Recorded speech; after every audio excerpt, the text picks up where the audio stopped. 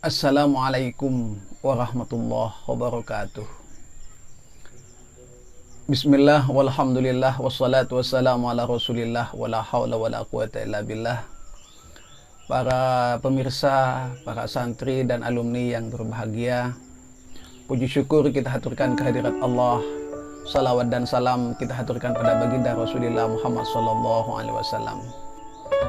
Alhamdulillah, kita dapat bertemu kembali pada kesempatan kali ini. Seperti biasa, kami akan menyampaikan beberapa hadis Rasulullah Muhammad sallallahu alaihi wasallam yang kebetulan hari ini ada banyak yang bertanya tentang kiat-kiat bagaimana agar kita dimudahkan rezeki oleh Allah Subhanahu wa taala. Para pemirsa, santri dan alumni yang berbahagia, yang pertama perlu kita yakini dan kita tanamkan di dalam hati bahwa ada sebuah sabda Nabi Muhammad SAW yang cukup menyenangkan dan menguatkan di dalam hati kita, di mana Nabi Muhammad SAW menyampaikan, Inna rizqa la yatlubul abda aksaru mimma yatlubuhu ajaluhu. Disampaikan bahwa rizki itu sebenarnya selalu mencari kita, bahkan lebih giat, aksaru mimma yatlubuhul ajal, lebih giat dan lebih cepat daripada ajal yang mengejar kita. Para pemirsa, para santri dan alumni yang berbahagia, dari hadis ini dapat kita pahami bahwa hidup kita di dunia itu dikejar oleh dua hal. Yang pertama, kita dikejar oleh rizki, dan yang kedua, kita dikejar oleh kematian. Dua-duanya sama mengejar kita. Namun menurut hadis ini, rizki jauh lebih cepat dalam mengejar kita.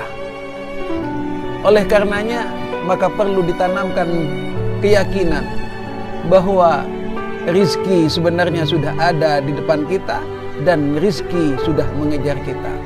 Hanya saja yang sering terjadi mungkin sebaliknya.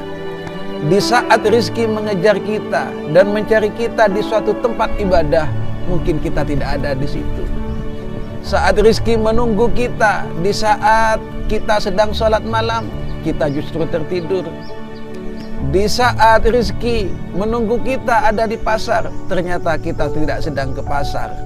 Sehingga seolah-olah rizki itu begitu sulit bagi kita, dan rizki itu tidak pernah ketemu di mana tempatnya. Para pemirsa, santri dan alumni yang berbahagia, jadi sekali lagi yang perlu ditekankan di dalam hal ini bahwa rizki kita sudah ada dan rizki selalu mengejar kita, dan rizki kita tidak akan pernah habis sebelum kematian itu tiba. Para pemirsa yang berbahagia, dalam kata lain bahwa kita tidak akan pernah mati, kita tidak akan pernah meninggal dunia selama rizki kita masih ada. Lantas kemudian, kemana rizki itu diamnya dan kapan rizki itu dibagikan? Sehingga kita menganggap seolah-olah rezeki kita sangat sulit sekali. Seperti yang telah disampaikan di depan, bahwa sebenarnya rezeki selalu mengejar kita. Hanya saja kita kadang tidak bertemu oleh karena kita beda arah. Ketika rezeki mengejar kita di mushola, ternyata kita ada di ladang. Ketika rizki mengejar kita di ladang, ternyata kita ada di perjalanan, dan seterusnya. Lantas kemudian, bagaimana agar rizki kita dimudahkan oleh Allah Subhanahu wa ta'ala? Dan setidaknya, kita tidak berseberangan dengan rizki kita, sehingga kita akan mudah bertemu dan dimudahkan oleh Allah Subhanahu wa ta'ala. Maka ada beberapa kiat yang bisa kita lakukan. Yang pertama disampaikan oleh Nabi Muhammad SAW, al-amanatu tajlibur rizqah wal khiyanatu tajlibul faqrah. Yang artinya adalah bahwa amanat dapat menarik rizki, sebaliknya khianat akan menarik kefakiran. Dalam kata lain, bahwa ketika kita sudah dapat melaksanakan amanah dengan sebaik-baiknya, maka rizki akan senantiasa mendatangi kita dan kita akan bertemu dengan mudah bersama rizki tersebut. Dan sebaliknya, khianat tajlibul faqrah, pengkhianatan atas suatu amanah, pengkhianatan atas satu tugas, pengkhianatan atas suatu jabatan, tajlibul faqrah, maka pada saatnya akan datang kefakiran. Maka jangan heran kemudian jika para koruptor akhirnya dimiskinkan, walaupun tidak dimiskinkan, pada akhirnya akan jatuh miskin. Para pemirsa yang berbahagia, kemudian yang kedua, man ahabba ayyabsuta lahu fi rizkihi wa ayyansha'alahu fi asarihi falyasil rahimah. Barang siapa yang ingin dimudahkan rizkinya oleh Allah Subhanahu wa ta'ala, maka falyasil rahimah, maka marilah kita sering bersilaturahim, kita sambung sanak famili. Jangan pernah ada di antara sanak famili kita yang terputus oleh karena beda pendapat, oleh karena perselisihan yang terjadi. Marilah kita mulai semua, kita sambung kembali, karena hal itu selain juga sangat bermanfaat bagi kita, juga akan menarik atau akan mengundang kedatangan rizki dan mengundang kemurahan rizki bagi kita. Para pemirsa, para santri yang berbahagia, kemudian beberapa kiat lain agar rizki kita dimudahkan oleh Allah Subhanahu wa ta'ala sesuai dengan hadis Nabi Muhammad sallallahu alaihi wasallam, man aksara minal istighfar ja'alallahu lahu min kulli hammin faraja wa min kulli dhaiqin makhraja wa razaqahu min haitsu la yahtasib. Yang dalam kata simpulnya, bahwa ketika kita bertakwa kepada Allah dan ketika kita membanyak istighfar, maka Allah akan memudahkan kita. Wa ja'alallahu min kulli hammin faraja, akan Allah angkat kesusahan yang kita miliki dan akan diganti dengan kebahagiaan.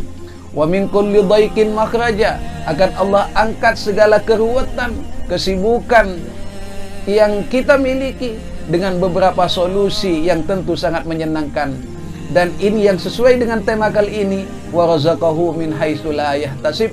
Allah Ta'ala akan memberikan rizki kepada kita dari tempat yang tidak terduga-duga oleh karena banyaknya istighfar. Para pemirsa yang berbahagia, oleh karenanya mari kita perbanyak istighfar, selain karena memohon ampunan kepada Allah Subhanahu wa ta'ala, juga mudah-mudahan kita diberikan kelancaran dan kemudahan rizki oleh Allah Subhanahu wa ta'ala. Dan yang terakhir, sebuah sabda Nabi Muhammad sallallahu alaihi wasallam, man an'amallahu alaihi ni'matan fa arada baqa'aha falyukthir min la haula wala quwwata illa billah.